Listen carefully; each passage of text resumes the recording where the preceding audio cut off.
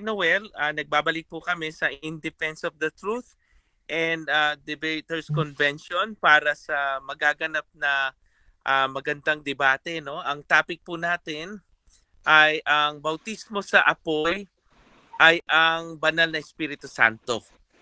Ang affirmative po natin dyan ay si Pastor Valer ng End Time at ang ating negative dyan ay si Brother Jumong ng Jehovah's Witness. Yan, abangan po natin sila. Ito po ay 10 minutes ang latag at 7 minutes ang kanilang question and answers. Magpakilala muna tayo. Bibigyan ko kayo ng tagi-1 minuto, mga bro, para ipakilala yung pangalan nyo at kung ano yung kinaaniban nyo at kung ano yung tindig nyo. Brother Affirmative, Pastor Valer. 1 minute. Okay, magandang umaga po. At ako nga tanghali na pala si Brother Bal Kulangko ng End Time Message. At ako po ang affirmative dito sa topic na ito sa Ambush Debate. Ako po ang magpapatunay dito patungkol sa ebidensya ng bautismo ng Espiritu Santo at apoy. Ayan, maraming salamat, Pastor Valer. Dito tayo sa negative side. Brother Jumo, pakilala ka. Magandang maga po, hapon, tanghali o gabi o anumang oras mayroon po kayo. Ako po si Prince Jumong ng JW.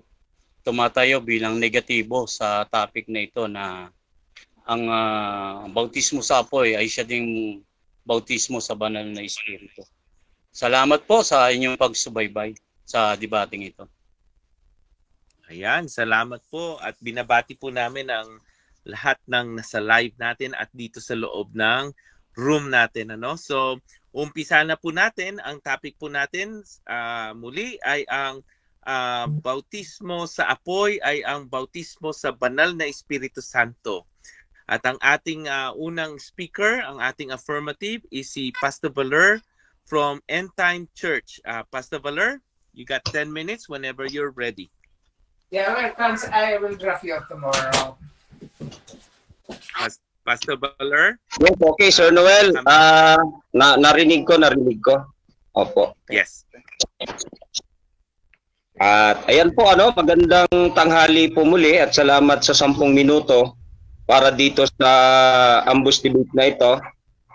Narito po ang unang pagtitindig natin sa mga talata na yung Espiritu Santo na ipinangako at ayon din mismo sa kay Juan na dadating yung magbabautismo sa Espiritu Santo. So ang nais ko lang pong ipakita rito, yung Spirit of God at ang Diyos mismo ay pwedeng manahan sa tao. Sa individual po ito sa individual.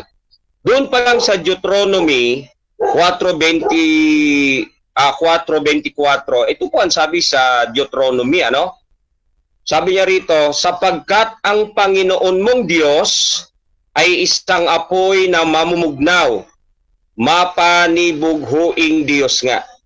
So doon pa lang sa Deuteronomy, may pagsasalarawan na si Apostol Pablo na ang Diyos pala ay consuming fire. God is a consuming fire. Hindi siya lake of fire, hindi siya literal fire, no? Pero dito, pinapakita na ang Diyos pala ay consuming fire. Alam naman natin sa John 4:24, ang sabi doon, God is Spirit. Pag sa Deuteronomy 4:24, God is consuming fire.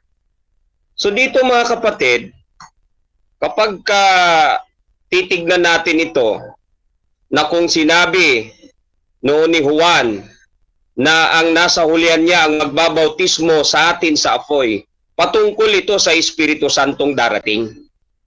So, ito ang punto. Bakit kailangan dumating ang Espiritu Santo?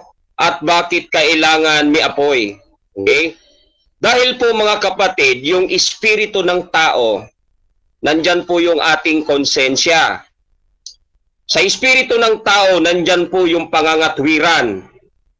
Sa Espiritu ng tao, nandyan din yung salitang pag-ibig. At sa Espiritu ng tao, nandyan din ang salitang imagination. So kapag hindi po nilinis ng Espiritu Santong apoy yan, ay hindi po mananahan ang Espiritu Santo. Sapagkat ang Espiritu Santo, ito ay holy. No? So ang gagawin ng Panginoon diyan, susuguin niya talaga yung espiritu na may kasamang apoy. Kasi hindi naman pwedeng manahan ang Diyos kung hindi mo na lilinisin. No? Baka sabihin nyo, para yata dalawa ang Holy Spirit. Hindi. Hindi dalawa ang Holy Spirit na gusto kong ipakita rito. So bakit kailangan suguin? No? Yung Espiritu Santo na ito na bilang paunang ano sa atin mga kapatid, sapagkat merong kasing mananahan sa iyo, di ba? Merong mananahan sa iyo eh. Halimbawa, katulad na lang ng John 14:20. May mananahan sa iyo eh. Gagawin ka nilang tahanan eh. Ano ang sabi doon? Sa araw na yan, makikilala ninyo na ako'y nasa Ama at ang Ama ay nasa akin at kami ay mananahan sa inyo. Hanggang 23 yun, kung di ako nagkamali, verse 23, na magiging magiging abode tayo sa Diyos. Ang Diyos mananahan sa iyo, gagawing kantahanan. So ang banal na Diyos at ang banal na Panginoong Jesucristo, hindi po pwedeng manahan yan kung hindi ka nilinis ng apoy. Kasi ang apoy ay tagapaglinis doon sa mga bagay na hindi kayang linisin ng tubig. Hindi kayang linisin ng tubig, ang gagamitin ay apoy. Halimbawa, yung imagination ng tao, paano mo lilinisin ang imagination mo kung ikaw ay carnal? No? Paano mo lilinisin ang imagination mo kung ikaw ay carnal, na ang sabi rito sa unang Korinto 2, 6-16, may mababasa tayo eh, highlights ko na lang ha. Mababasa natin dito, but the natural man receiveth not the things of the Spirit of God. So, kailangan talaga ang bautismo ng Espiritu Santong apoy para linisin yung espiritu ng tao. Kasi nga ang natural man, hindi yan tumatanggap sa mga bagay na espiritual na patungkol sa Diyos. Halimbawa, yung imagination mo, sobrang dumi. Ano ngayon ang ipanlilinis ng Diyos sa'yo? Padadala niya ang bautismo ng Espiritu Santo para yung imagination niya, imagination mo, ma-delete lahat ng karumihan doon. Kasi nasa spirit mo yan eh. Yung imahinasyon mo eh. Wala naman yan sa katawan lupa mo. No, ang katawan lupa, walang imahinasyon. Nasaan ang imahinasyon mo? So, nandun sa espiritu mo. Kaya kailangan linisin ng Espiritu Santo nga po yan. Bakit? Mananahan kasi ang Panginoong Jesucristo at ang Diyos. O ngayon, nasaan naman yung pangangatwiran mo? Nasa espiritu mo pa rin eh.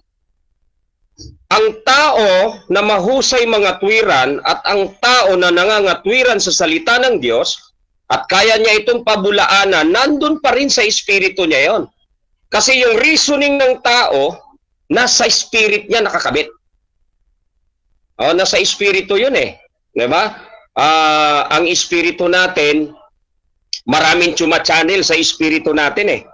Maraming chuma-channel kasi malinaw naman na ang katawan lupa natin, meron lang yan 5 lagusan.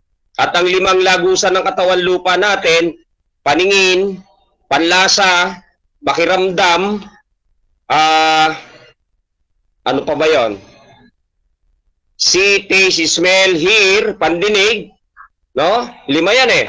So, diyan nakikita natin na ang katawan lupa ng tao ay iba doon sa kanyang espiritu. Kasi yung imahinasyon at yung pangangatwiran at yung pag-ibig nasa espiritu eh. Doon natin nakikita yun mga kapatid. Kasi nga dito sa Korinto, unang Korinto 2, 6-16, ang natural na tao, ang taong laman ay hindi tumatanggap sa mga spirit, sa mga bagay ng espiritu ng Diyos. Hindi po talaga tumatanggap yon. So kailangang daanan talaga ng Espiritu Santong apoy yan. Para yung pangangatwiran niya, halimbawa nangangatwiran siya, hindi siya sumasampalataya sa salita ng Diyos na yan ay totoo, papasadahan ng Espiritu Santong apoy yan. para burahin yon, para i-delete yon, and then maging malinis yung kanyang pangangatwiran at maging malinis yung kanyang imahinasyon. No? Katulad na lang ng sinasabi natin, yung konsensya natin, yung conscience mo, nasa espiritu mo yan. May mga taong walang konsensya, di ba? Walang konsensya sa katotohanan. So, kailangan din yung pasadahan yung konsensya natin. Para ang maging konsensya mo, ang Espiritu Santo, dahil tatahanan ka ng Diyos, magiging dwelling place ka ng Panginoong Hesukristo. So, pag napasadahan na yung kaluluwa mo, na yan ay magiging lagusan hanggang sa puso na natin. Kasi sa puso natin, meron lang naman pwedeng maghari sa puso natin. Pananampalataya at hindi pananampalataya. So, kailangan linisin pa rin ng Espiritu Santong apoy yung puso mo para i-delete yung di pananampalataya. Hindi kasi kaya ng holy water yan eh. Diba? Hindi yan kaya ng kung ano-ano. Kailangan Espiritu Santong apoy ang gumawa niyan para mabura yung luma mong manifestasyon. Katulad na lang nun sinasabi rito sa Episya, no? Minsan ginamit ko na ito rito, no? I-quote ko lang tong Episo. Kasi ang Espiritu Santo ang gagawa nito at bubura nito, mga kapatid, ano? Dito po tayo sa Episo chapter 4. Okay, verse 22. Magsusuot muna tayo ng salamin. Maliliit ang titik eh. Okay, dito po nakalagay dito sa 22. 22, nasaan ka na? Ang sabi rito sa 22, iwan na ninyo ang dating pamumuhay. Hubarin na ninyo ang inyong dating pagkatao na napapahamak dahil sa masamang pita. Ito pong lumang pagkatao, ang tawag dito sa English ay old man. Sabi, hubarin at iwan. Hindi mo mahuhubad yan hanggat wala ang Espiritu Santong bautismo sa apoy. Dahil siya lang ang pwedeng maghubad yan, ilalabas niya sa iyo yan. I-burn out niya yan, susunugin niya yan, basura yan eh. Yung lumang pagkatao mo na sumama ng sumama, hindi mo matatanggal yan kung sarili-sarili mo lang. Kailangan ng Espiritu Santo diyan. At siya ang magkakalas niyan sa iyo, yung luma mong pagkatao na sumama ng sumama. Kaya nga ang ginamit dito, hinubad. Ibig sabihin, tinanggal sa iyo. So, kailan matatanggal? Pagtanggap mo sa Espiritu Santong bautismo sa apoy. Katulad nila Pedro, kailangan nila ang bautismo ng Espiritu Santo na yon na animoy apoy para sa katotohanan. Okay, time is up. At tinanggap nila yon. O, tapos na ba, Sir Noel? Opo, Pastor Baler, Okay, salamat thank you. sa iyong unang tindig. Ano? Dadako po tayo sa ating cross-examination. Brother Jumong, pa-test ng mic. Okay, salamat Sir Noel. Okay ba yung mic test ko? Mic test. Hello, Oo. mic test. Malinaw, brother. Okay, Okay, salamat 7 minutes sa iyo. Tanong. Okay, una kong tanong, Sir Pastor Baler. Ang sabi mo, sa batay sa pahayag mo, ang apoy ay pagdadalisay, paglilinis, no? Ano ngayon ang kahulugan sa iyo ng bautismo? Okay. Ang kahulugan sa akin ng bautismo, ito ay immersion, yung paglubog. Ito namang bautismo sa Espiritu Santo, ito rin ay katumbas ng immersion sapagkat ang ating ang tatlong bahagi ng tao katulad ng espiritu, katawan at kaluluwa ay kailangan balutan ito ng Espiritu Santo. So, ibig mo sabihin, dahil ang bautismo ay paglulubog o lubusang paglulubog, no, yung baptiso, nangangahulugan ba yan na ikaw ay inilubog sa apoy? Dahil ang sabi mo, itong banal na espiritu at itong bautismo sa apoy ay iisa, yes or no? Ang sagot ko yes, na magka-parallel sila. Kasi ang bautismo sa pisikal na katawan, kailangan lulusong sa tubig para ilubog. Ganon din naman sa espiritual na bautismo ng Espiritu Santong apoy, kailangan buong pagkatao. Kasi ang apoy ay panlinis. Kailangan malinis ang katawan, espiritu at kaluluwa. Next Katumbas question. din yan ng paglubog.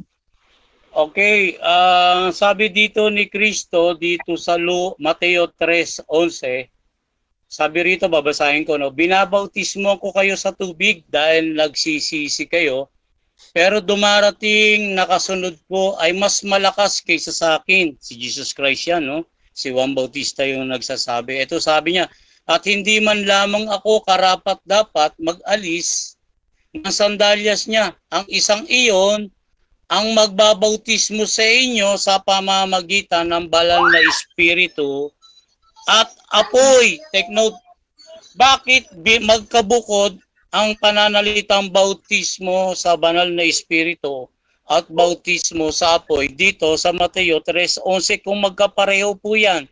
Pakisagot po, bakit po magkaiba dyan? Okay. So ang sagot ko po diyan, yung bautismo na sinasabi sa paglubog sa tubig, yun ay sa physical na palatandaan na inilubog yung lumang pagkatao. Ngunit yung bautismo naman sa Espiritu Santo at apoy, yan din naman ay katumbas sapagkat lilinisin ang buong pagkatao mo, hindi lang physical. Lilinisin din sa spiritual. Okay, next question. So, sa sinasabi mo ngayon, sa sagot mo, no, na pareho lang. Bakit sinabi pa na at apoy? Pwede niya naman sabihin, babautismuhan kayo sa banal na Espiritu. Bakit idinugtong pa yung salitang at apoy diyan? Okay, so ito po ang sagot kung bakit idinugtong ang apoy.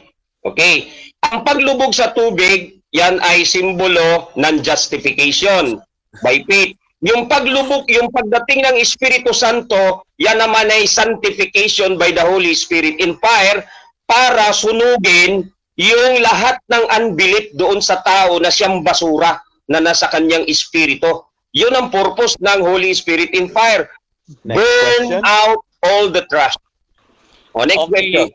During Pentecost, no, ang sabi dito sa Gawa 2:3, ang apoy ay parang dila lang sa ulunan nila, itong Holy Spirit.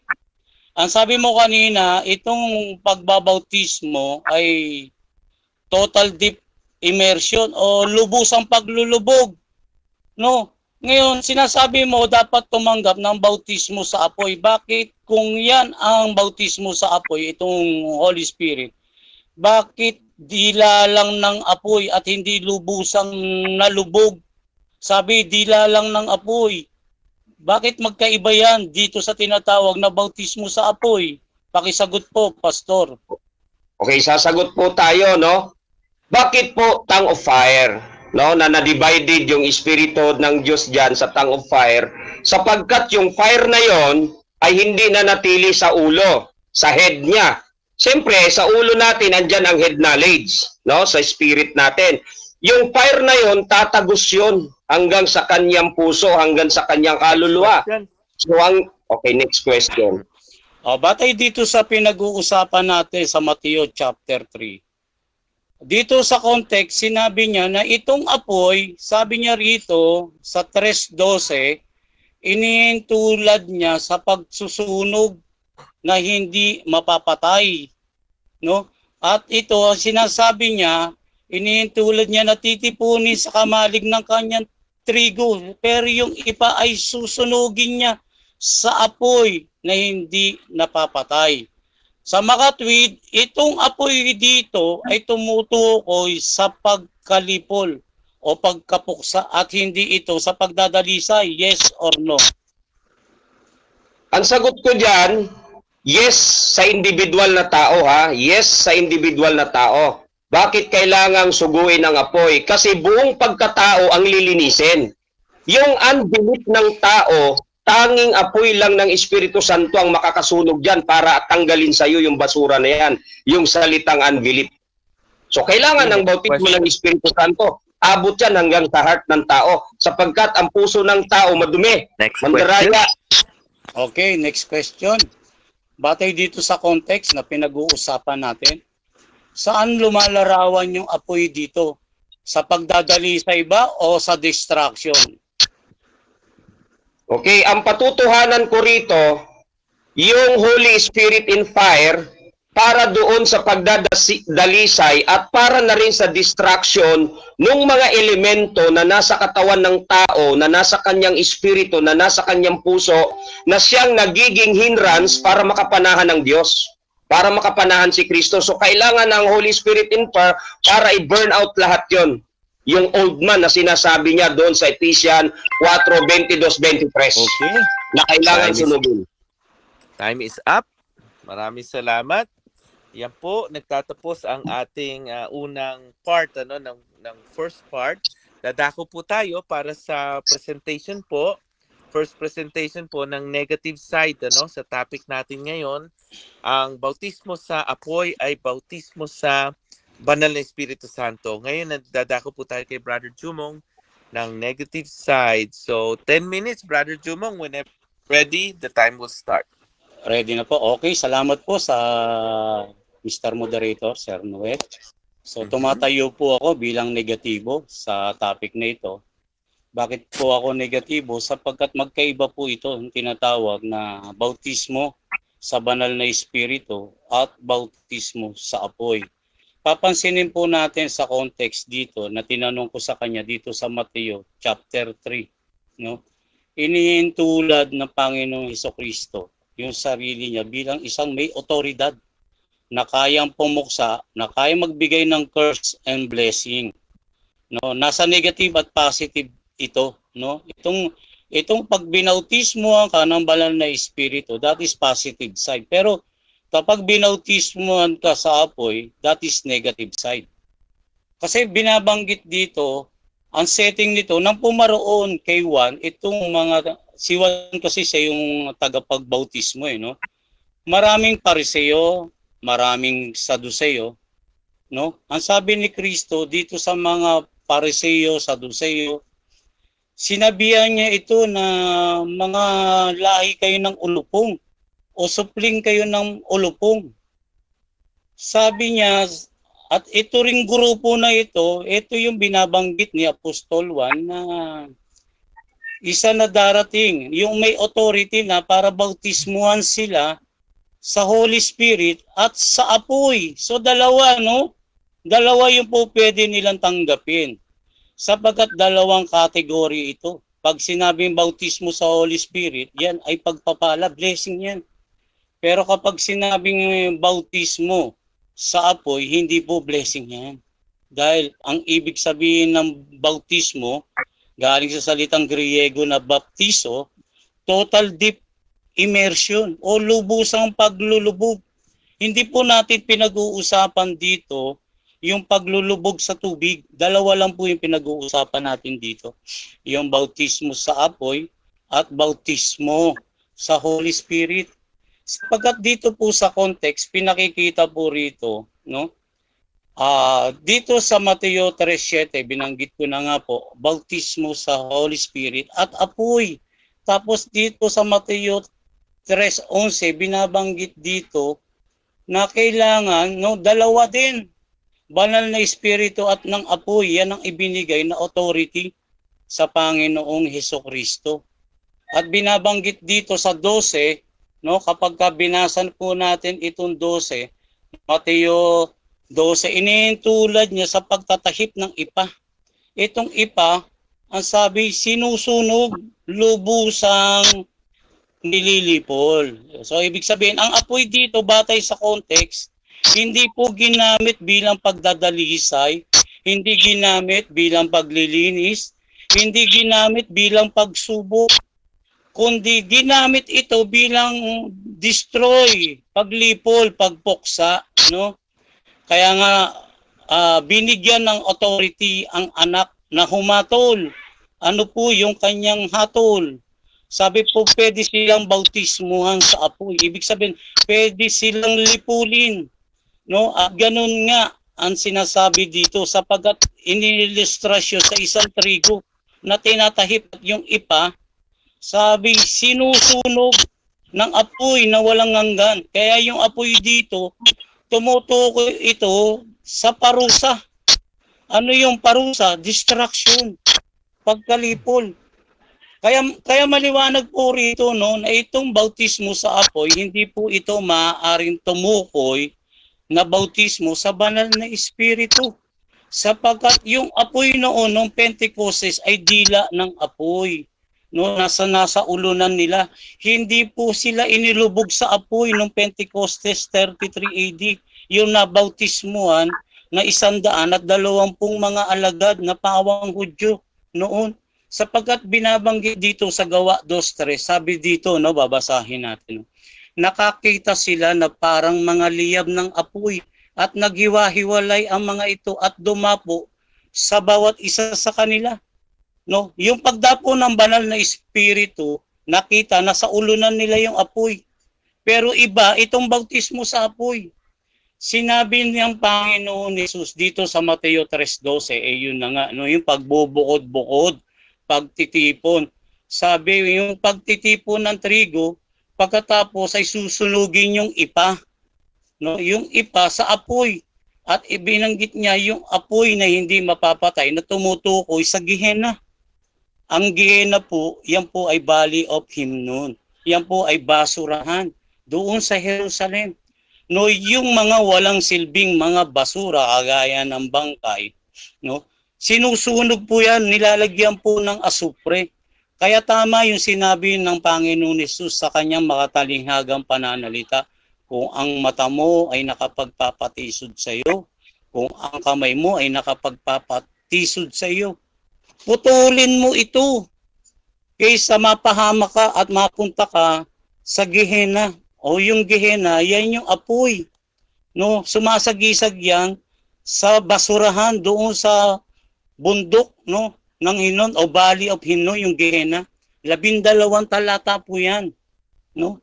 Na kapag binabanggit yung apoy ng impyerno sa King James Version, yan po ay tumutukoy sa Gehenna. Ang Gehenna po, basurahan. Kaya nang sinasabi ng Panginoon Jesus, no, na iyan ay itatapon sa apoy, tinutukoy niya yung pagkalipol, bautismo, lubusang pagkalipol, inilublob ka sa apoy sa makasagisag na paraan.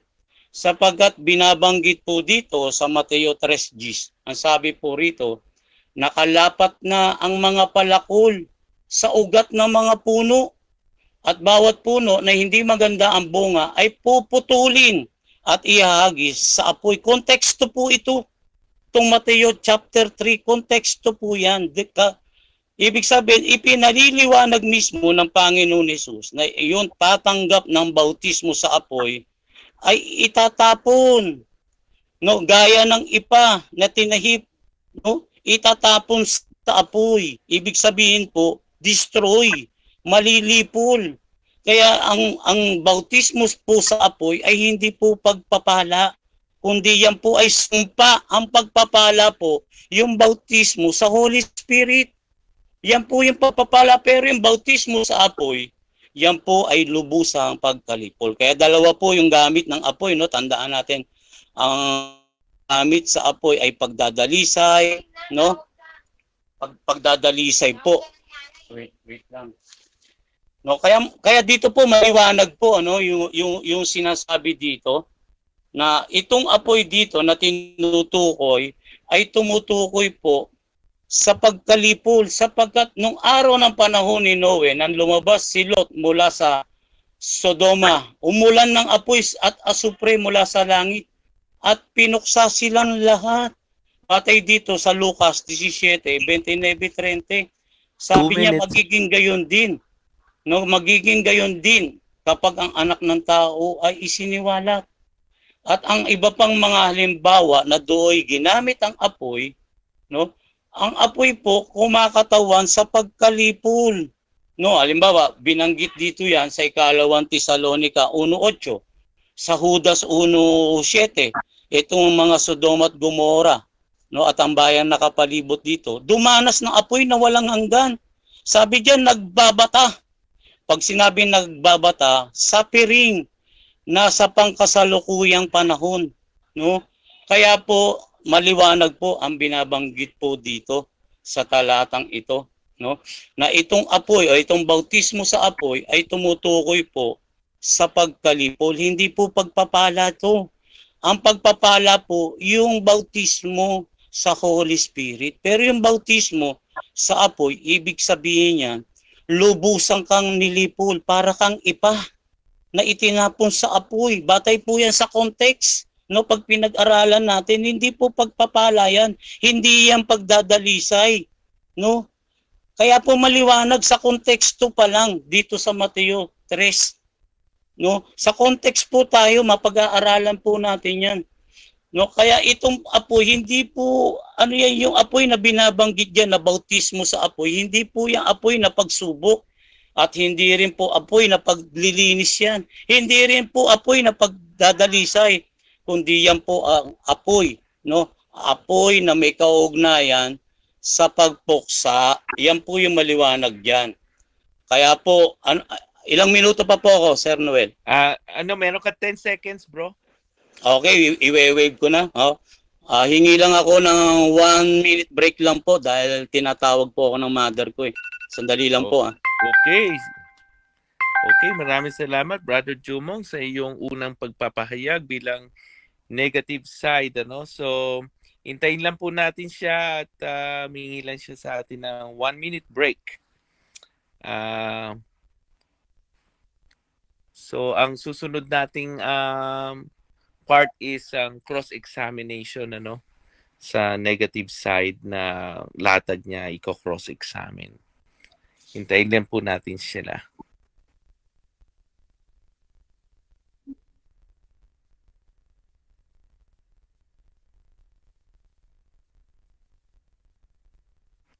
So, ang topic po natin ngayon sa mga bagong dating ay ang bautismo sa apoy ay ang bautismo sa banal na Espiritu Santo. Ang ating affirmative, si Brother Pastor Valer ng End Time, at ang ating negative side ay si Prince Jumong ng JW.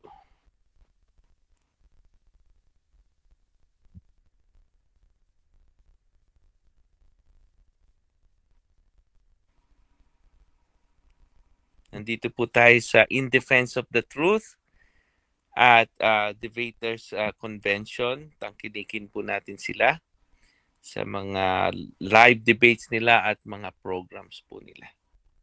Follow po natin sila. Pinigay sa akin na time out, no? Ready na po ako sumagot. Okay. Just whenever you're ready, you got 7 minutes, brother. Pastor Valer, nandiyan ka na? Yes, dito na, Sir Noel. Okay, 7 minutes sa iyong pagtatanong. Tanong. Okay, ang tanong ko lang kay kapatid na Jumong sa JW. Yun bang itinindig mo na apoy na distraction, yan ba yung Diyos na consuming fire? Pardon, pakisuyo lang po, paki-repeat. Medyo naputol po. Hindi po na-deliver ng maayos ang tanong. Okay. Sige, Sir Moderator, ulitin ko. Sige, naka-pause ang time mo. Oo.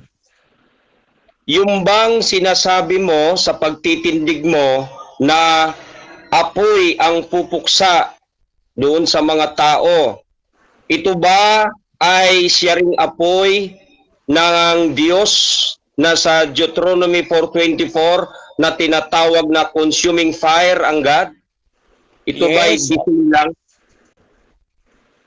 Opo, batay po dito, kinot po dito sa Hebreo 12:23 na ang Diyos ay isang Diyos, apoy na mamumugnaw. Kaya po ang Diyos nagbibigay po siya ng blessing at sumpa. Dalawa po yan, no? Blessing at sumpa. Ang sumpa po dito, dahil sa context dito, ay magkasalungat, nasa negative side po yung apoy. Nasa distraction siya. Okay, next question. Kung ang apoy na inilatag mo na siyang pupuksa sa mga tao o katulad ng mga palalo ay siya ring consuming fire na Diyos na ito. Ang tanong ko dito, ito bang Gehenna na apoy din, ito ba ay eternal fire? Yes, eternal fire yan, batay sa Biblia, pero hindi po literal fire yan. Halimbawa nga po, yung binanggit ko dito sa Judas 1:7, walang hanggang apoy ang ipinatikim dun sa Sodom at Gomorrah. Pero wala na po yung apoy na yun at binura na rin sa mapa itong Sodom at Gomorrah. Kaya po ang apoy na walang hanggan o eternal pa ay makasagisag. Next Ibig kong question. sabihin, nalipol po sila o napuksa. Yun po ang kahulugan niyan. Okay. Next question. Next question, follow-up, Sir Moderator. Kung ang Gehenna at yung kanyang apoy ay eternal fire, ay iisa lang sila ng Deuteronomy 4:24 ng Diyos ay consuming fire.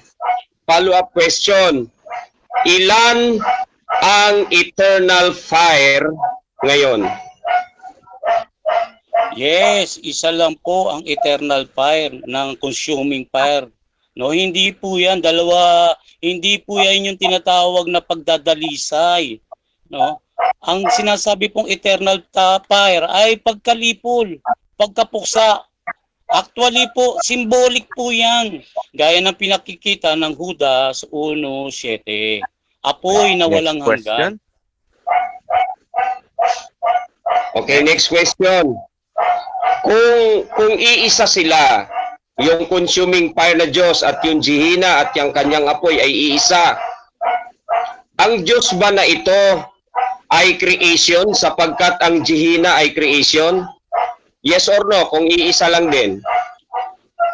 Yes, ang Diyos ay creation, pero yung kanyang otoridad, kaya niyang magbigay ng pagpapala at sumpa.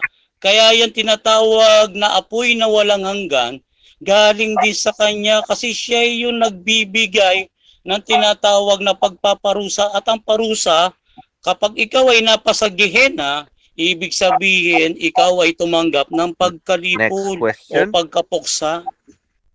Okay, next question.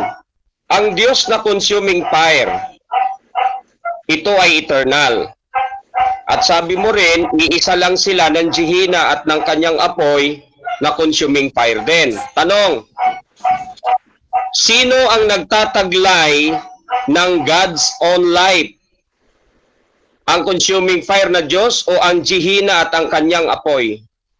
Okay, ito sagot ko pareho. Sabi ko nga po, laging timbang yan. Kung mayroong pagpapala, meron ding sumpa.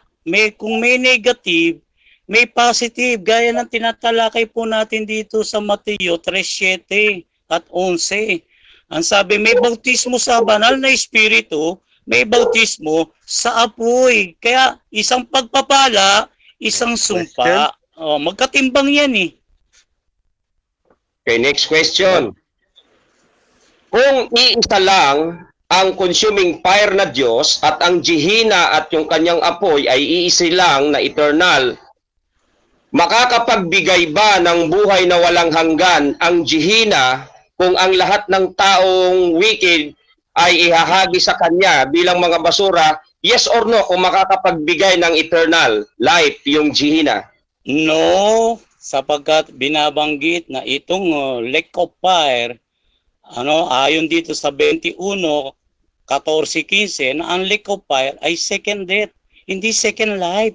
Kaya hindi po yan makapagbibigay ng buhay. Kaya nga po, curse yan eh. Ibig sabihin, walang hanggang pagkalipol. Totally annihilated ka. Hindi ka na Next question. iiral pag napunta ka sa ganyang kalagayan. Next question. Yun bang sinasabi mo na walang hanggang pagkalipol? Yan ba'y katumbas ng salitang Diyos na eternal, na hindi malilipol ang Diyos? Yes or no? Yes, ang Diyos po, sa Kanya po galing yung parusa na yan. Kung curse ang tinanggap mo, no, wala kang kapag-apag-asa sapagkat ang Diyos na humatol ay malakas at hindi yan nababago. Final destination yan. Buti pa yung mapunta ka sa tinatawag na Hades o Hell o libingan. Sapagkat Next mayroong question. kang pag-asa na mabuhay muli. Pero pag diyan ka tinapon, wala kang kapag-apag-asa. Okay, follow-up question. Kung ang Diyos na apoy ay katumbas at iisa lang ng Gehenna at ang kanyang apoy. Ang Diyos ay buhay. Ang Gehenna ba makakapagbigay buhay? Yes or no? No, ang Gehenna po, no, galing din sa Diyos sapagkat ang kahulugan nga po ng Gehenna o itong basurahan sa Jerusalem, no, ay pagkalipol. Yan po ang sinasagisag niyan. Kapag ka ikaw ay napasa Gehenna, ibig sabihin niyan wala ka ng pag-asa. Kagaya ng mga nagkakasala sa banal na espiritu. Oh. Okay, follow-up question. Ang sabi mo ay hindi pareho. Medyo time na, Brother Okay, Baler. thank you. Oo. 7 minutes is up. Okay. So, diyan po nagtatapos ang ating first part po, no? Ang paglalatag po nila. Dadako po tayo sa kanilang rebuttal round, no? 10-7 nito. So, uunahin na natin ang ating affirmative, no? Sa topic natin na ang bautismo sa apoy ay bautismo ng banal na Espiritu Santo, si Pastor Baler ng End Time. 10 minutes sa iyo, Pastor Baler. Okay, maraming salamat, Sir Noel. So, dito po sa rebuttal natin, na itinindig natin yung sa presentation pa lang na God is consuming fire. At ang consuming fire na ito na Diyos ay siya rin doon sa John 4:24 na ang Diyos ay Espiritu. So lumalabas na holy fire. Ang pagiging apoy ng Diyos ay banal na apoy. No? At diyan nakikita natin na ang banal na apoy na ito ay kailangan tanggapin ng mga alagad. Sapagkat ang banal na apoy na yan na mula sa Diyos ay siyang ipanglilinis sa buong pagkatao. Ibig sabihin, labas at loob. Nililinis yung loob, lilinisin din yung labas. Yan ay katumbas ng immersion sa pisikal na dapat babad, nilubog sa tubig. Ganon din sa Espiritu Santo. Dapat babad ka sa Espiritu Santo, lubog ka sa Espiritu Santong apoy. Sa spiritual, hindi ko nililiteral. Hindi ko nililiteral na apoy na katulad ng shilling. Hindi yan. Kundi yung apoy na yan ay holy fire na ang nililinis labas at loob ng ating pagkatao.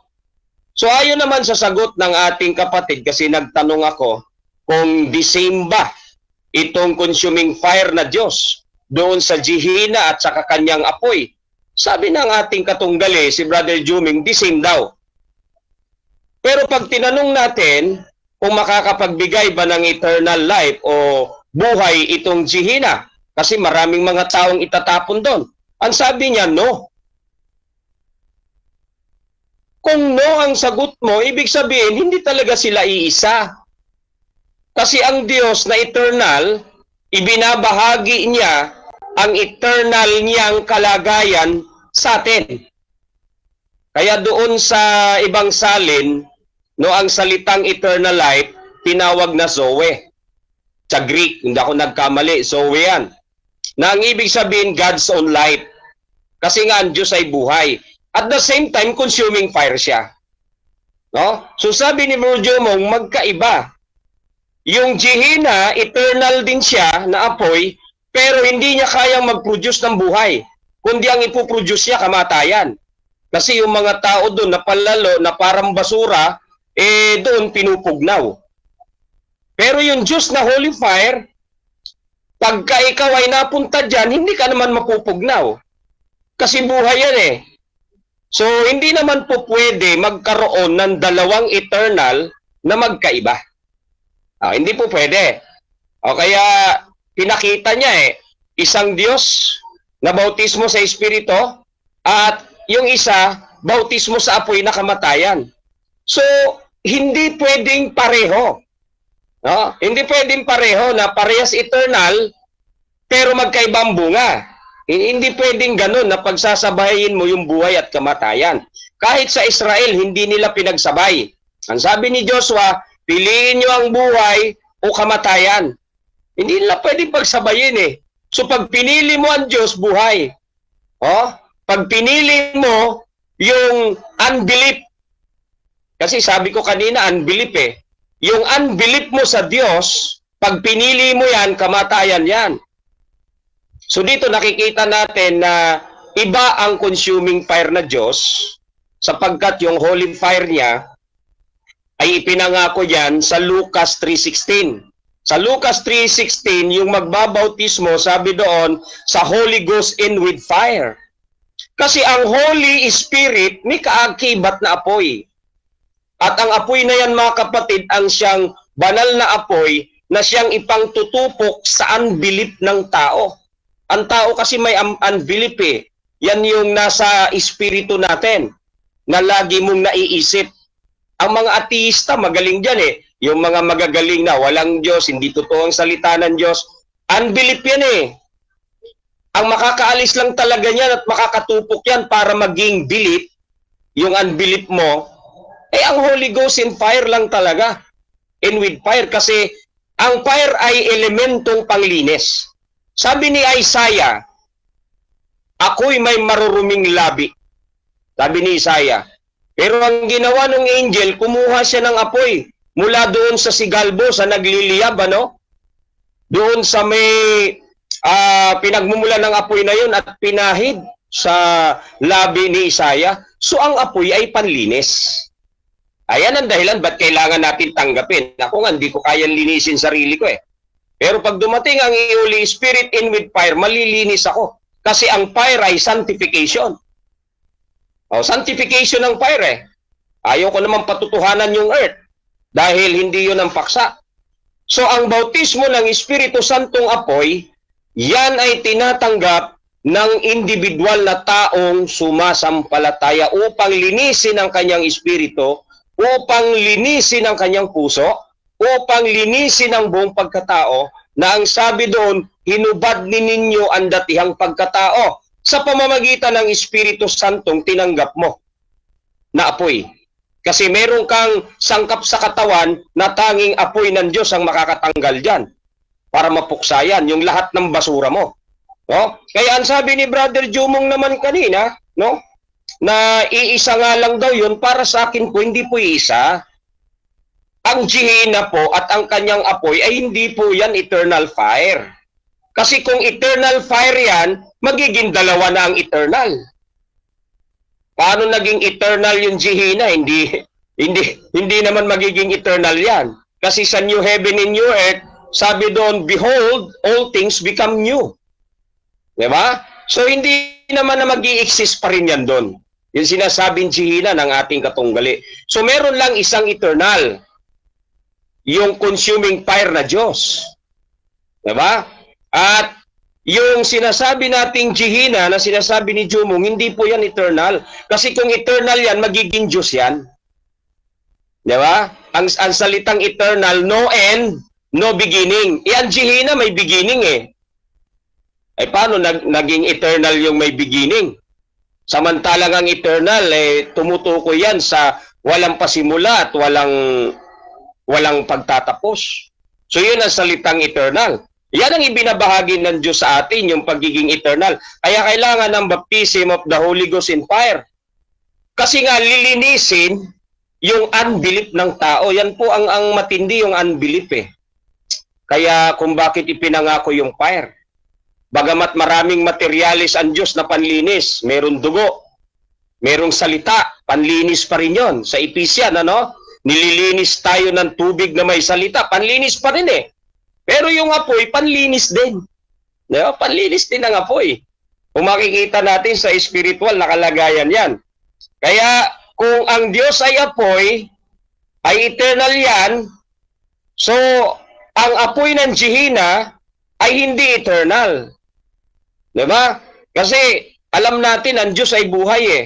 Halimbawa ako, itapon mo ako papunta sa Diyos, mabubuhay ako. Hindi ako mapupuksa. Itinapon mo ako sa Diyos eh. Paano ako mapupuksa? Buhay nga ang Diyos. Pero bakit yung itinatapon sa Gehenna napupuksa?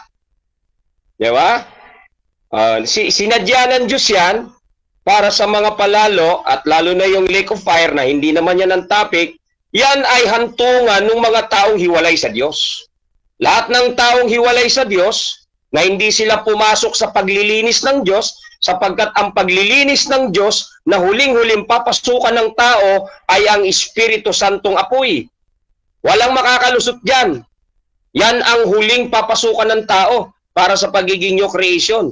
Walang palakasan dyan. Pag dumaan ang mga alagad sa bautismo ng apoy, dadaan din tayo. Katulad ng tinanggap nila sa upper room. Ipinangako yan, di ba? Dito sa Lucas na pinag-uusapan natin sa 3:16. So ipinangako po yan mga kapatid. Kaya hindi ako umalis doon sa tanong kay Bro Jumong na iisa ba sila? Kasi wala pong dalawang eternal na kalagayan. Kasi ang eternal source ng buhay yan. Ang Diyos na eternal source ng buhay. Kaya ang debate lang dito, yun bang consuming fire? Ano ba ito? Oh, ito po, ang consuming fire na Diyos at yung apoy ng Diyos ay holy fire. Na siyang ipinanglilinis talaga sa atin sa spiritual mga kapatid. Kasi po, yung pagkatao natin, maraming basura. No, maraming basura ang pagkatao natin. Kaya pag binasa po natin yung Acts, dito po sa Ephesians na hindi ko natapos at isasama natin sa rebuttal. Ito po sabi po Time is rito. up. Time's up na. Thank you, Sir Noel. Time's up na. Thank you. Ayan, natapos po ang rebuttal po ni Pastor Valer. Dadako po tayo sa ating cross-examination by the negative. Brother Jumong, nandiyan ka? Okay. Okay, 7 minutes. Tanong. Okay, ang tanong ko sa iyo, Pastor, ang Diyos ay consuming fire. Ibig ba sabihin yung pagpapala at sumpa ay nasa kanya dahil siya yung source? Ibig mo bang sabihin itong tinatawag na Gehenna, ito ay hindi matatapos dahil consuming fire ang Diyos?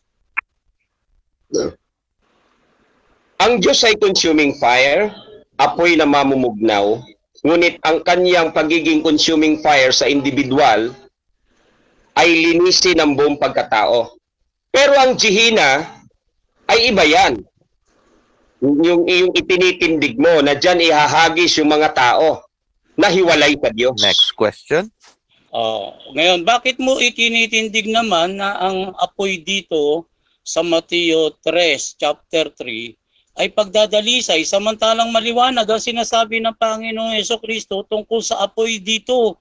Ito ay nasa negative side at tinutukoy na itong apoy dito ay apoy na walang hanggan. Bakit sa iyo ay pagdadalisay ito? Pakisuyo, pakisagot. Okay. Bakit kailangan natin ang apoy ng Diyos, yung holy fire?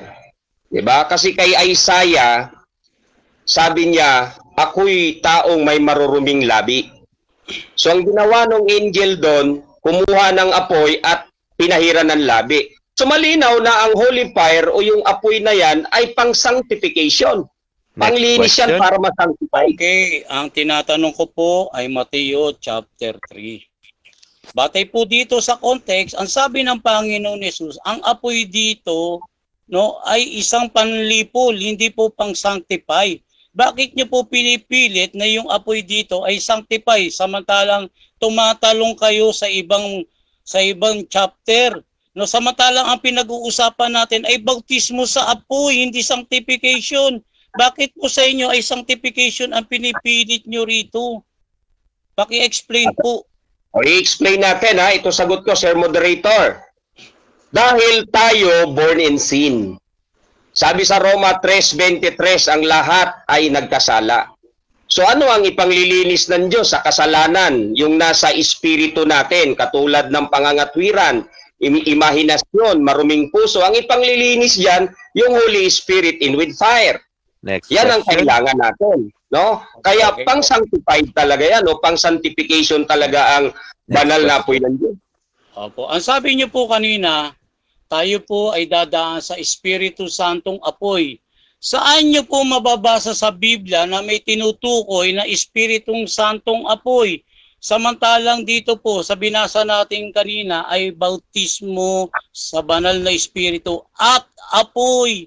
Meron pong conjunction o linking verb na at and po ang nakalagay, and fire. Magkabukod po Hindi po iisa Saan nyo po nakuha yung termino nyong Espiritu Santong apoy? Anong talata po yan?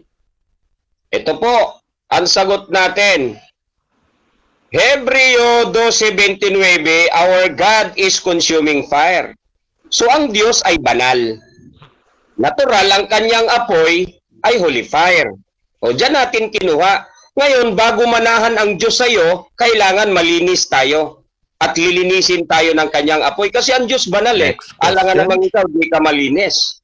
So, inaamin nyo po ba na yan ay sariling interpretasyon nyo lamang at wala talaga kayong mababasa na binabanggit na Espiritu Santong apoy? Yes or no? Yes, meron. Holy Spirit in with fire. Bakit kailangan ng fire? Kasi nga ipanlilinis yan sa espiritu ng tao. Kasi ang mga karumihan natin, nandyan sa espiritu natin, nandyan ang imagination, di ba? Kung ano-anong imahinasyon na karumihan. Kailangan ng Espiritu Santo in with fire yan. Kaya nga tinawag na consuming fire ang Diyos eh. Meron siyang apoy na pampugnaw sa karumihan ng Next tao na question. nasa kanyang isipan. So, batay sa paliwanag nyo, yan po ay kaunawaan sa talata na binanggit nyo. Pero wala po kayong verbatim na mababasa na Espiritu Santong apoy. Yes or no? Meron po. Yes, meron. Kasi nga ang sinasabi sa Deuteronomy 4:24, God is consuming fire. At ang sinasabi sa John 4:24, God is Spirit. So iisa lang naman yun. Yung God is Spirit, God is consuming fire. This is the same God all the time. So hindi naman natin pwedeng alisin ang apoy na yon na banal sa Next Diyos. question. Okay. Dito po sa Judas 1:7, ang sabi po rito, apoy na walang hanggan o eternal fire. Ang sabi po rito, nasaan na po yung apoy na sumunog doon sa Sodoma at Gomora? Nasaan na po siya, yung apoy na yon? Okay, yun pong apoy na yan na ibiniba ng mga anghel sa Sodom at Gomora, yan po ay literal na apoy na ipinadala ng Diyos para supukin yung mga taong palalo na yon. O, literal po yun na pamparusa. Pero ang itinitindig ko yung holy fire mismo na nasa Diyos. Na siya namang pinanlilinis sa karumihan ng individual na tao. Hindi po ba yung apoy na pinanlipol doon ay galing sa Diyos? Pero bakit siya tinatawag na walang hanggang apoy? Gayong hindi naman natin nakikita yung apoy na yun. Pero ang sabi rito sa Judas 1:7, nagbabata, nasa present tense, pangkasalukuyan. At wala na rin itong Sodom at Gomora. Bakit sinabi dyan na iyon ay apoy na walang hanggan? Eh wala na yung apoy na yun. Yung sinasabi niyong literal na apoy. Nasaan na yun? Okay, sasagot po ako. Ang Diyos ay apoy na mamumugnaw.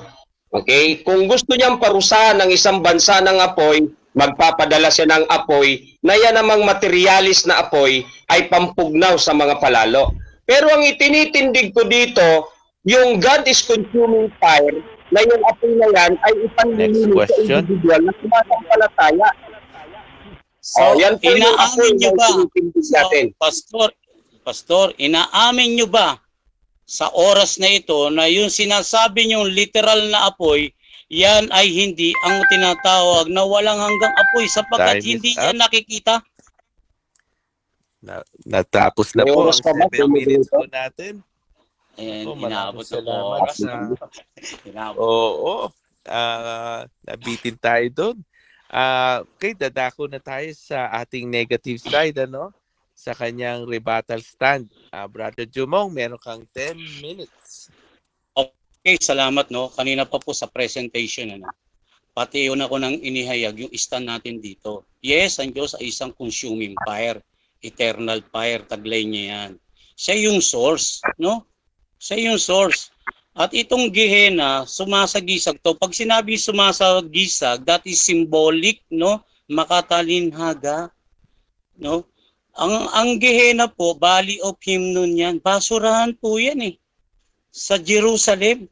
Hindi, sa ngayon po ay hindi na po yan umiiral eh. No, yung basurahan na yan. No, pero bakit sinasabi niyan ay isang apoy na walang hanggan? Gayong hindi na yan umiiral, yan literal na lugar na yan na tinatawag na Gehenna, na kapag tinranslate ng King James Version, 12 talata yan. no? No, ang salin diyan sa King James Version ay hellfire o apoy ng impyerno. Pero actually sa Strong yan ay Gehenna o basurahan, no? Bundok ng basura doon sa libis ng himnon. Ngayon, bakit ko sinasabi, no, na negative at positive ito? Itong bautismo sa apoy, wala po ito sa positive side. Sapagkat binanggit po dito ng Panginoon Hesus, ang kausap niya rito sa talatang ito, sa Mateo chapter 3, ang sabi niya dito sa mga Pariseo, sa mga Saduseo, no, mga lahi kayo ng ulupong, no? Paano kayo makaliligtas sa apoy ng impyerno o sa Gehenna? May paghatol, no? May paghatol. At kapag binasa natin itong talatang 12, 3:12, inihintula doon sa pagtahip sa iba. Ang sinasabi rito, no? Itong binabanggit sa Mateo 3:11, no, binabautismuhan sila sa banal na espiritu at, take note, at pag sinabing at, bukod doon sa banal na espiritu, no? Dahil ang salitang at ay magkaiba doon sa banal na espiritu, sa makatwid banal na espiritu at apoy. Kaya bautismo sa apoy ito. Ang bautismo sa apoy, ito yung natikman na sinabihan ni Kristo na hindi nagbago, no? Itong tinatawag na mga lahi ng ulupong. Sino tong mga lahi ng ulupong? Di itong mga sinabihan niya na mga leader ng reliyon, ng Judaismo, itong mga Sadducees, itong mga Pharisees. Sila yung unang nakatikim, yung hindi nagbago, no? Hindi sila nagbago. Ang anak may karapatang humatol yan. Binigyan ng Diyos ng karapatang humatol yan. At binigyan din ng Panginoon, no? Binigyan din ng Diyos ng karapatan yan na magbautismo sa banal na espiritu. Binigyan din ng karapatan niya na humatol o bautismo sa apoy. No, kapag sinabing bautismo sa apoy, dito po maliwanag sa context, hindi tayo patalon-talon, hindi tayo naghahaka-haka rito, hindi tayo nagpapalapalagay, sapagkat konteksto sa mismong chapter na ito, tinutukoy na itong apoy dito ay nasa negative side. Bakit negative? Bagkat binabanggit dito, itong apoy, tumukoy sa apoy na walang hanggan.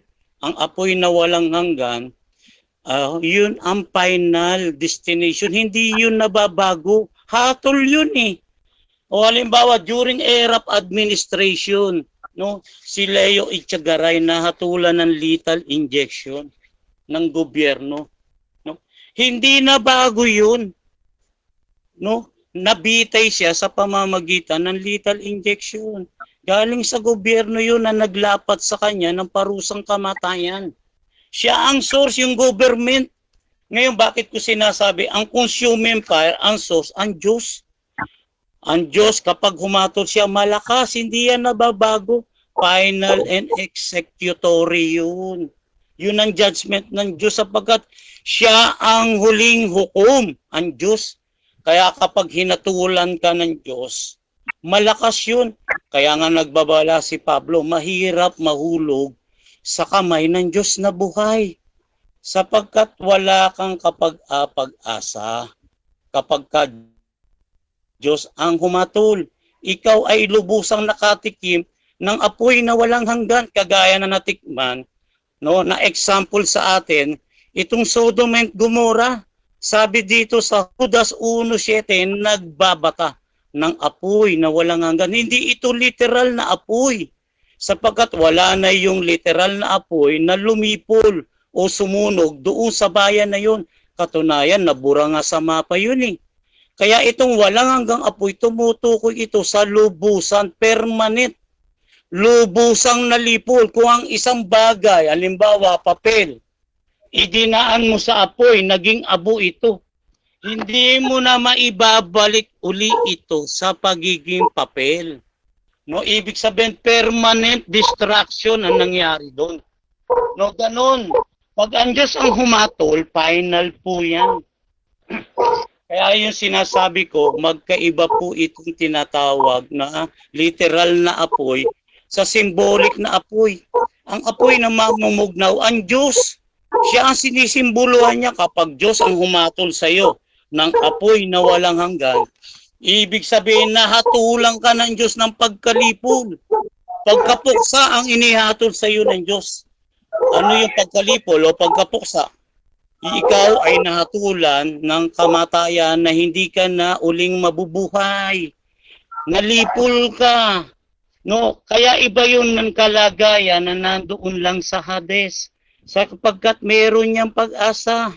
Ano yung pag-asa nila? No, sa general resurrection, itong mga nasa impyerno, hindi sa apoy itong mga nasa impyerno o Hades o Sheol, may pag-asa to sapagkat binabanggit dito sa Gawa 24:15. Merong pagkabuhay muli ng matwid at hindi matwid. No, maliwanag ang sinasabi ng Biblia, hindi yang apoy na walang hanggan o hindi yan apoy ng impyerno, hindi yang Gehenna. Yan ay impyerno na Hades o Sheol o libingan. Kaya itong mga nasa impyerno may pag-asa to. Sapagkat aalisan ng laman yung mga nasa impyerno. Ang masama, yung napasagihena ka, wala kang kapag-asa. Para kang isang patay na iniagis doon sa basurahan na yun. Napatuloy ang pinagliliyab, nilalagyan ng asupre. No? Kaya makasagisag po yan. Kaya doon yung uod nun, bats-bats, hindi namamatay. Ibig sabihin ng hindi namamatay, hindi yan nangangahulugan na ang uod doon ay may buhay na walang hanggan. Ibig sabihin, ang uod doon, laging mayroon. Kaya laging inaapoy yan.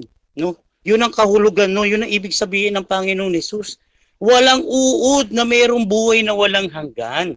No? Kaya makasagisag yan, hindi po yan literal na ang uod ay may buhay na walang hanggan. At hindi rin literal na itong masasama ay may buhay na walang hanggan. Nakatikim sila ng apoy. No? Consuming fire ng Diyos. Apoy na hatol. Apoy na walang hanggan. Ibig sabihin, nalipol sila kapag nabautismuhan sila. Nabautismo sa apoy. Inilubog sila doon sa makasagisag na paraan. Kaya nga yun ang pinaiiwasan sa atin. Yung mahulog tayo sa kamay ng Diyos na buhay. Wala tayong kapag-asa sapagkat pag yan ang humatol sa atin, no, final yun. Hindi po yun nababago pag ang Diyos ang humatol. Kasi consuming fire siya no? Sumpa yun, curse yun. Dalawa ang pagpipilian natin. No? Kahit sa Josue, binanggit yung kung susunod ka, blessing. Kung believer ka, blessing. Eternal life ang naghihintay sa'yo. Pero kung unbeliever ka, no? Unbeliever ka, nadatnan ka ng paghuhukom, curse yun. Apoy na walang hanggan ang matitikman mo. No? Dalawa lagi. Isang pagpapala, isang sumpa. May free will tayo ang pinapipili ng Diyos.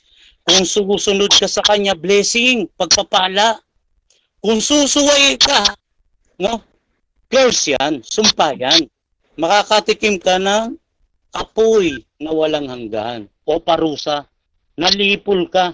Yan nga yung binanggit dito sa Mateo, kaya maliwanag No? Ngayon sinasabi mo na, Espiritu Santong apoy, walang ganun.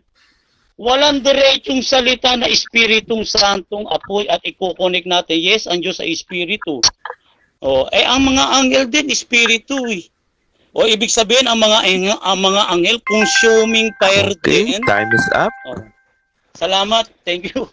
Welcome. Yan. So, dadako na tayo sa ating cross-examination. Pastor Valer, ready ka na for your 7 minutes? Ready na, Sir Noel. Sige, go ahead, tanong. Ang tanong ko kay Brother Jumong, doon ba sa Day of Pentecost, sino ang dumating o ano ang dumating doon sa upper room? Espiritu na tinatawag na tongue of fire o apoy ng Gehenna? Ayon po dito sa gawa 2:3, ang dumating po ay Espiritu Santo, hindi po apoy. Magkaiba po ang Espiritu Santo sa apoy. Nag-anyong dilang apoy lang siya, dilang apoy, maliit na portion lang. Ibig sabihin, hindi po nilubog. Kasi ang kahulugan po ng bautismo, paglulubog. Sunod? Next question. Yun bang dumating na Espiritu Santo, kawangis ng apoy, yes or no? Yes, kawangis, pero a liter portion lang. Dila ng apoy. Pag sinabing dila, napakaliit lang yan. Ang pinag-uusapan natin, bautismo sa apoy. Pag sinabing baptizo sa Greek, total deep immersion o lubusang paglulubog. Hindi po inilubog sa apoy, kundi sila ay Next nabautismo sa Holy Spirit, hindi sa apoy. Okay. Follow-up question. Yung bang sinabi sa Lucas 3:16 na ang Holy Ghost in with fire, ay nangyari ba ito sa upper room na dumating ang Espiritu na ito'y kawangis ng apoy, yes or no? Yes, nangyari. At binabanggit dito, sa binanggit niyo po sa Mateo, curse and blessing yan. Pagka-blessing, Espiritu Santo tatanggapin mo. Pero pag curse, bautismo sa apoy, total distraction yan galing sa Diyos. Kaya tayo ang pinapipili, blessing question. o curse. Nasa negative, positive lagi yan. Sunod na tanong. Okay, nung bang nabautismuhan sila, ayon sa Lucas 3:16 ay pinangako na ang Holy Ghost in with fire ay dumating sa 120 at bumaba sa kanila yon. Okay, nung nabautismuhan ba sila, meron pa bang kasamang curse yung blessing na tinanggap nila? Yes or no, kung meron kasamang curse? Take note, Mr. Moderator, wala pong apoy na tinutukoy doon, kundi Holy Spirit lang yung dumating. Wala pong apoy na pagbabautismo doon. Hindi ko po sasagutin yan, Mr. Moderator. Malayo po sa topic namin. Objection ba yun, bro? Okay. Yes, opo. Okay, pinost natin yung time. Brother Baler, next question ka o... Okay. Ang ano ko, ang objection ko kung pwede, Sir Moderator. Kasi umayon siya kanina na ang Espiritu Santong dumating doon ay kawangis ng apoy. Pero ngayon, sumang-ayon din siya sa mga tanong ko kanina, yung Lucas 3:16, yung baptism of the Holy Ghost in with fire, ay tinanggap naman niya na nangyari sa 120. Pero itong huling pahayag niya, ay kanya naman pinabulaanan yung sagot niya. So, ang objection ko lang, Sir Moderator, dito, maniniwala ba siya doon sa sinasabi na ang Espiritu Santo kawangis ng apoy o hindi? Okay ba sa iyo, Brother Jumong, o next question tayo? Sige, sasagutin ko po, Sige, time resume. Ang sabi po rito, kawangis. Pag sinabing kawangis, kamuka, hindi po yan mismo yung apoy, kawangis lang. Sapagkat binabanggit po rito, dalawa po, pinag-iisa niya. Dito sa Lucas 3:16, ang sabi rito, babautismuhan niya kayo sa pamamagitan ng banal na Espiritu. Next question. At ng apoy, magkaiba yung bautismo sa Holy Spirit. At Okay. ng apoy. Kung Next hindi yan question. iisa. Next question. Pinag-iisa Okay, niya next kasi. question. Moderator, next question. Yun bang sinasabi sa Lucas 3:16 na babautismuhan sa Holy Ghost in with fire? Yun bang fire kalakip sa Holy Ghost o hindi kalakip? Yes or no? Kung hindi kalakip. No, hindi magkalapkip. Magkaiba nga, sabi rito, babautismuhan niya kayo sa pamamagitan ng Holy Ghost at ng apoy o fire. Ibig sabihin, pwedeng gawin ng Panginoon sa Kristo yun. Siya yung may authority. Curse and blessing yan. Nasa positive at negative yan. Hindi parehong positive yan. Merong Okay, curse at next blessing question. yan sa dalawa na yan. Next question. Yun bang binabanggit na espiritu na dumating sa kanila in with fire, yun bang salitang with, nandun ba sa Holy Spirit o wala sa Holy Spirit? Yes or no? Again, dito sa nagdilang apoy. Pero hindi po bautismo sa apoy dahil ang kahulugan po ng bautismo sa apoy, lubos ang paglulubog. Kaya kung lubos ang paglulubog, bakit dila ng apoy? Bakit ang liit? Bakit dila lang? Okay. So hindi lubos ang nailubog. Next question. Objection muna, Sir Moderator, Sige. bago ako mag-next question. Ang tinatanong ko kasi kay Brother Jumong, kung yun bang fire, kasi ang nakalagay doon, Holy Ghost and with fire. Ang tinatanong ko, Sir Moderator, yung bang with ay kalakip ba sa Holy Ghost o hindi kalakip? Kasi sabi niya magkaiba daw. Yun lang po ang ino-object ko, Sir Moderator, na sagutin Okay. niya. Kung gusto niya sagutin po ako. Okay. Magkaiba po naman talaga batay dito sa magkaiba po talaga lahat po ng talata pati sa context, hermeneutics. Laging nasa positive at negative po laging timbang Hindi po laging positive Sa kanya po kasi gusto niya puro positive, dito po iba Kaya magkaiba po 'yun. Sinabi ko na po ano ang kahulugan ng bautismo sa apoy. Distraction 'yan Okay, Ang next pinipilit question. gusto niya pa yata maging distraction yung bautismo tinanggap ng mga alagad Next question tayo. Ito. Ang next question ko po, Sir Moderator, sang-ayon ka ba na kayo'y babautismo niya sa Espiritu Santo at sa apoy? Sang-ayon ka na may apoy na kasama, yes or no? Magkaiba po yun sapagkat kung may kasama po ang pagbabautismo sa banal na espiritu, tama sana yung termino mo. Banal na espiritong apoy. Dapat ganun ang termino dyan magkaiba bautismo sa banal na espiritu at sa apoy. Binukod yung apoy So, Next ibig sabihin, question. nasa positive at negative side yan. Yung apoy dyan sa batay sa context. Okay, meron, Sir Moderator, objection muna. Okay, sige bro. Time pause.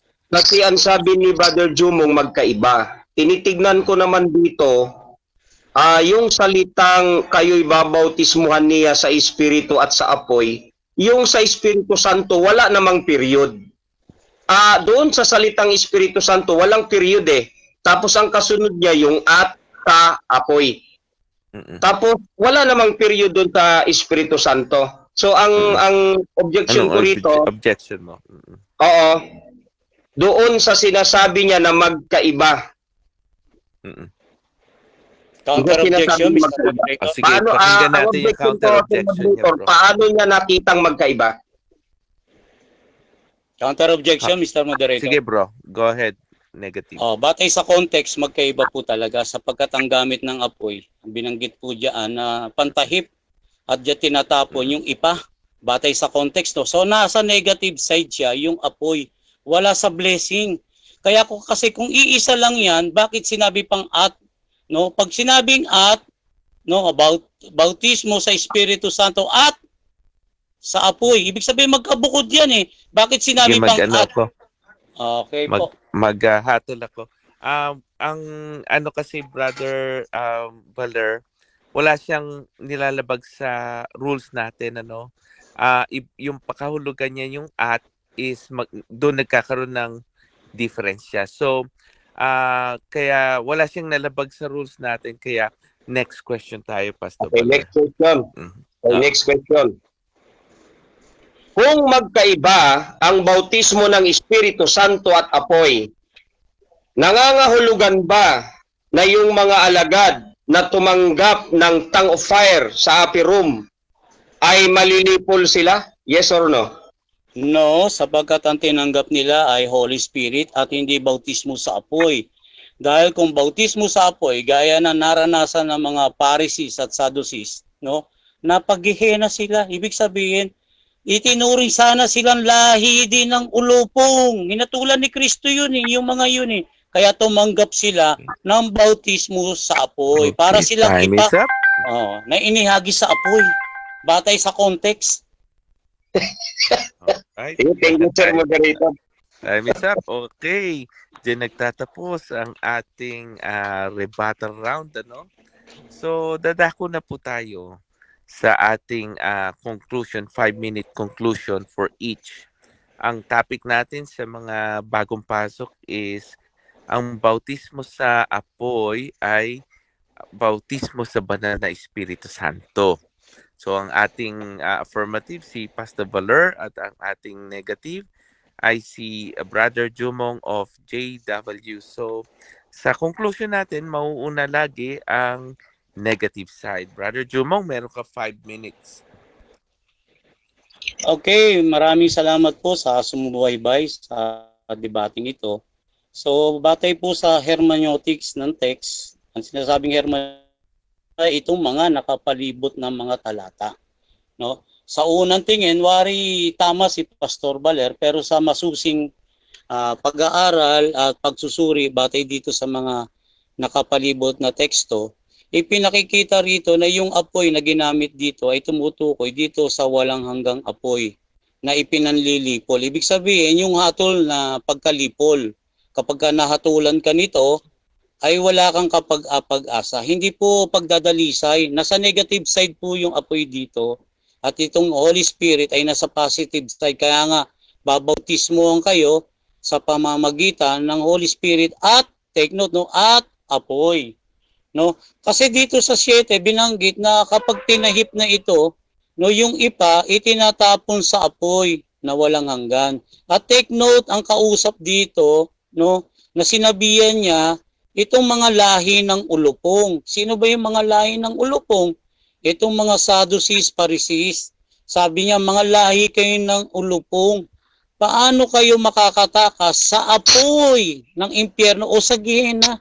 So nalaman nitong mga kasi kabisado nila yung Gehenna at umiiral yan noong time nila.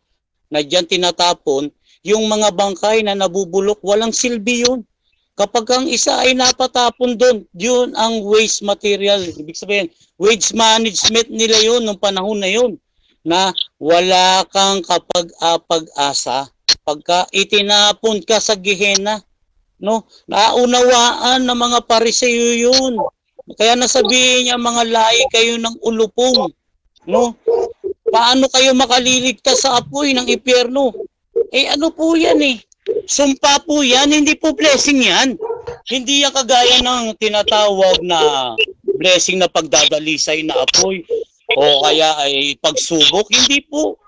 Final execution po yan. At binigyan ng Panginoon Jesus na karapatang humatol.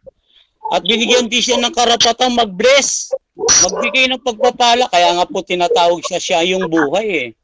Kaya nga yung sumampalataya sa kanya, no, ay magkamit ng buhay na walang hanggan. Pero dito sa mga unbeliever, sabi dito ni Kristo, si Kristo mismo ang nagsabi, itinatapon sa apoy. Ano yung apoy? Parusa. Ano yung parusa? Pagkalipol, pagkapuksa, kagaya na naranasan nitong Sodoma at Gomora. Hindi po literal fire dahil wala na ngayon itong literal fire ng Sodom and Gomora. Pero ang sabi rito, sa Judas 1:7, nagbabata. Pag sinabi nagbabata, present tense po yan. Kasalukuyang nangyayari. Kaya hindi po yan tumutukoy sa literal na apoy. May tinukoy po dyan nakatikim ng apoy na walang hanggan. Ibig sabihin ng apoy na walang hanggan, bautismo sa apoy yung naranasan ng mga yan. Ano yung bautismo sa apoy? Pagkalipol, pagkapuksa, nakatikim sila ng tinatawag na destroy. Kaya nga tinatawag yan na consuming fire. No, again, ulitin ko uli, mag-ingat po tayo na mahulog tayo sa kamay ng Diyos na buhay. Yan po ang huling hukom. Ang Diyos po ang huling hukom. Siya ang hukom sa atin, no? At ang Panginoong Jesucristo. Kaya sana, hopefully, wag na wag sanang mangyari na mapalagay tayo at makatikim tayo ng tinatawag na bautismo sa apoy. Sapagkat wala po tayong kapag-apag-asa. Magkaiba po yung bautismo sa Holy Spirit at sa apoy. Yan po yung natikman ng mga leader ng mga Judaismo noong time ni Jesus Christ. Kaya sinasabi niya, mga lahi kayo ng ulupong, paano kayo makaliligtas sa walang hanggang apoy o sa apoy ng impyerno o sa gehena, no? Kasi yun po yung natikman nila. Wala silang pag-asa na magkamit ng buhay na walang hanggan. Bakit? Nagkasala sila sa Holy Spirit, sa banal na Espiritu. Hindi yun mapapatawad. No, hindi siya mapapatawad. Kaya nalipol sila permanently. Wala silang pag-asa na mabuhay muli. Samantalang ito nasa Hades o nasa Sheol, no? Sabi dito sa Gawa 24:15, no? Merong pag-asa yan, merong pagkabuhay muli ng matwid at hindi matwid. Kaya okay lang na mapa-impyerno tayo. Huwag lang tayong mapagihena. Salamat po. Thank you. Ayan, thank you, Brother Jumong from the negative side. Punta po tayo sa affirmative. Pastor Valer, nandiyan ka? 5 minutes for you. Okay, dito Sir Noel. Alright. Go ahead, Okay, 5 minutes for your conclusion na po, final ano? conclusion. Oo. So, dito po sa conclusion natin, tama po yung ating itinindig dahil ang Deuteronomy 4:24, God is consuming fire, at alam naman natin na ang Diyos sa John 4:24, God is spirit, no? So ang Diyos na consuming fire, the same lang din yan sa pagiging God is spirit. Pero ang nakikita natin dito sa paksang ito na ang bautismo ng Espiritu Santong apoy ay kailangan natin. Kasi ang bautismo ng Espiritu Santong apoy, yan ang mag-aangat sa tao para maging new creature. Kasi hindi ka na magiging lumang nilalang. Bakit mga kapatid? Ang ginto man ay kailangan mong idaan sa bautismo ng apoy ang ginto upang supukin yung mga dross, yung mga sangkap doon na hindi ginto. Kasi panlinis ang apoy Para malinis para malinis mo at magiging purong ginto, linisin mo ng apoy. So ganun din ang gagawin ng Diyos. Kailangan natin ang Holy Spirit, Holy Ghost in with fire sa Luke 3:16. Kasi ang nakalagay dun in with fire Pag sinabing with, kalakip. Pag sinabing with, kasama. Hindi pwedeng with na hindi kasama. Kasi pinaghihiwalay ng ating kapatid. Kaya nga, in with fire, dahil yung pagkatao natin ay hindi pa puro. Yung ating laman may carnality. Yung ating espiritu puno ng imahinasyon, puno ng karumihan. Yung ating puso puno ng pagsisinungaling. No, yung puso natin madaya. So ano ang gagawin ng Diyos diyan? Tatanggap ka lang ba ng espiritu na walang kasamang apoy? Ay hindi pwede. Kailangan in with fire yan. Para ilabas ng Diyos ang lahat ng basura na katulad ng ginto. Kasi may basura na lumalakip sa ginto Diba? Yung hindi ginto, nandun yun, kaya dinadaan sa apoy. Ganon din ang buong pagkatao natin dito sa conclusion natin. Para maging new creature tayo, doon sa sinasabi sa 2 Corinthians 5:17, dumaan ka na sa apoy, dumaan ka na sa pagbo-born again. No, nabautismuhan ka na, in out, nabautismuhan ka na. Kaya magiging human ka. Ibig sabihin yung old desire mo na pansanlibutan, magiging na yan, makadiyos na desire. Yung old nature mo, wala na, magiging God's nature na yan. Paano nangyari? Sa pamamagitan ng baptism in the Holy Ghost in fire yan. So doon yan naganap lahat. Kaya tignan mo ang mga alagad, nung tinanggap nila yung Espiritu Santo dumating doon, nakawangis ng apoy, nagsasalita na sila ng totoo O bakit? Kasi mananahan sa kanila ang Diyos. Babasahan natin na mananahan O dito sa John 4:23. And Jesus answered, said unto him, if a man love me, he will keep my words. And my Father will love him, and we will come unto him, and make our abode with him. Ayan, may with Pag sinabing with, nandun. Hindi hiwalay, nandun. Mananahan nga eh. Pag sinabing at apoy, kasama talagang apoy doon. So yun lang ang gusto kong ipakita, na lahat po ng mga alagad at membro sa katawan ni Jesucristo, dumadaan po yan sa baptism of the Holy Ghost in fire para sa pagiging new creation natin. Katulad din po yan ng mundo, bagamat hindi yan ang topic, dadaan din sa fire. Dadaan din po. So the same lang po yan, yung sinasabi natin na magkaparallel po sila, na kailangan natin ma-experience ang bautismo ng Espiritu Santong apoy para pumasok tayo sa pagiging new creation sa katawan ni Kristo.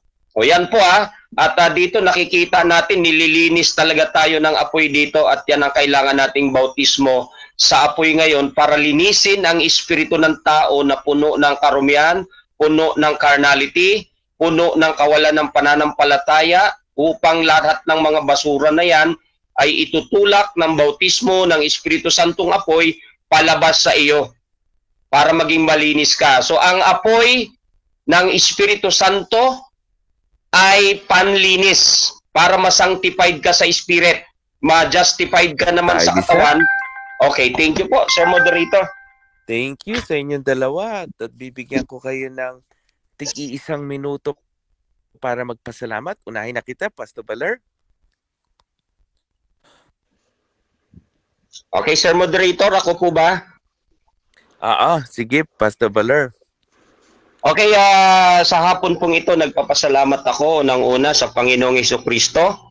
At pagpalain kayo ng Panginoon, naway na pagpala kayo sa ambush debate na ito. At ganun din ni Brother Jumong na JW, naway nabautismuhan ka na ng Espiritu Santo ng apoy ngayon. At gayon din sa moderator natin at sa mga nakikinig, pagpalain kayo, at maraming salamat sa nag-record nito sa In Defense of Truth, at naway na i-defense ko ang katotohanan sa paksa na ito, at ganun din sa ating moderator, Sir Noel. Yun lang po, Sir Moderator. Ayan, maraming salamat, Pastor Baler. Dako tayo kay Brother Prince Jumong sa pagpapasalamat. Go ahead. Maraming salamat po sa ating pagsasakripisyo ng ating gwapong moderator, Sir Noel. Dapat natutulog na ngayon yan. At kay Sisnad, no? Thank you very much sa pagsasakripisyo nyo. At dito sa aking kaibigan na pastor, si Pastor Baler, no? Thank you very much. At maganda ito, edukadong usapan ito. May kaugnayan sa bautismo sa apoy.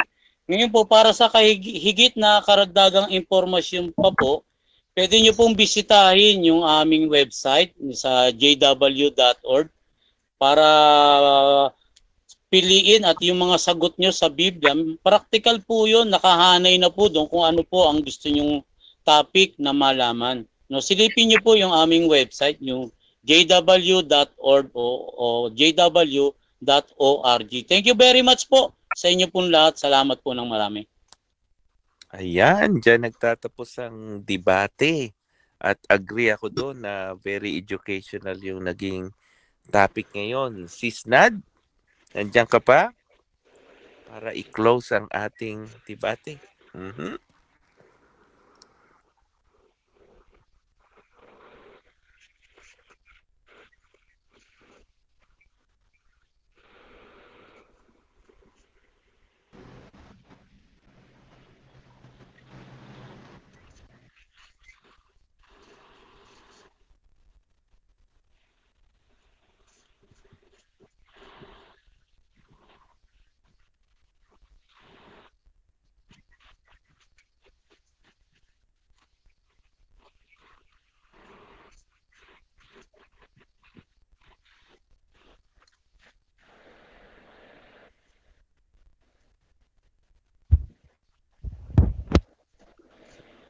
Ayun. Nag-loser versus loser ang mga tinalo ko. Thank you, Kuya Noel. Ako, pasensya ka na sa basic